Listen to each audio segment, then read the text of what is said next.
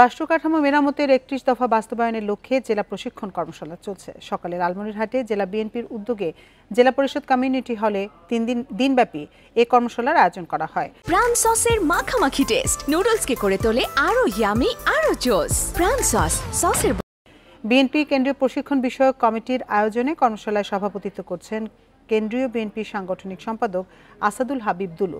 এছাড়া কর্মশালায় আছেন বিএনপির যুগ্ম মহাসচিব শহীদ উদ্দিন চৌধুরী আনি। এ সময় বক্তারা বিএনপি প্রণীত ৩১ দফা বাস্তবায়নের রূপরেখা নিয়ে বিস্তারিত আলোচনা করেন। কর্মশালায় জেলা বিএনপি ও সহযোগী অঙ্গ সংগঠনের নেতাকর্মীরা অংশগ্রহণ করেন। বিকেলে প্রধান অতিথি হিসেবে ভার্চুয়ালি বক্তব্য রাখবেন বিএনপির ভারপ্রাপ্ত চেয়ারম্যান তারেক রহমান।